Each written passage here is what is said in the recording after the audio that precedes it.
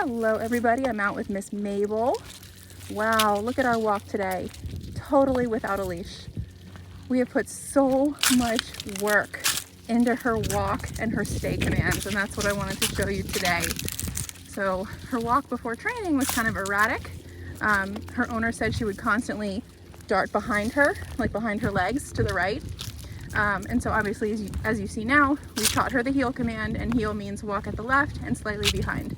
It literally means her head should be at the level of your heel. When you look down, bird's eye view, you should see her head next to and slightly behind your left knee. If it moves out of this nice imaginary circle here, that's when your e-collar chimes in. If she's pushing ahead, I like to use stem. If she's falling back or going to the right, I like to use tone. Like right here, use tone a couple times and see how the training, she has that knowledge to fix herself, and she's right back in heel position. Doing such a good job. I could walk for miles like this with my dog. Oh, good girl. See what happens when I stop? She stops with me. That's amazing. Good girl. Stay. The stay and walk away is very difficult for her. We worked on that so much. She was constantly moving at the start of this program. And you can even see right now, there's the training shining through, because just a couple days ago, she would have walked all the way over to me.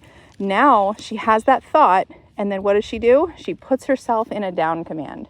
She didn't do this a couple days ago. This is the new skill that we've taught her. Stay. In order to cope with having to stay, put yourself in a down command. We've taught her the down command. We've added the accountability button, right? So her owners can actually hold her accountable for what they ask. And now they can use the down stay anywhere. Now the pattern is, you tell her to stay, and if you want her to down, you would tell her to down.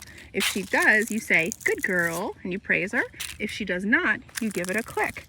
Each time you have to click or ask, you're dialing up a little bit, okay? Good, she has to know you're gonna follow through. Because at this point, we know she understands it, so if she ever didn't listen, it would just simply be because she didn't want to.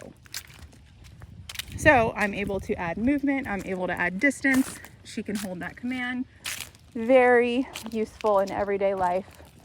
Good girl, especially with a dog who tends to have some separation anxiety around the house. Don't let her be your Velcro dog. Put her in those stay commands, place command, down command, kennel. It's gonna serve her very well.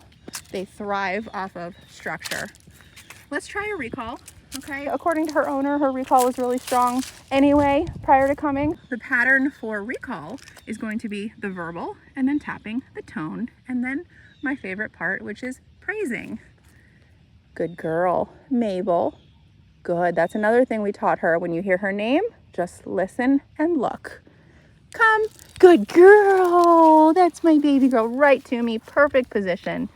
Good girl. And then from here, I am gonna release her. We'll give her a little free time after our session. Good.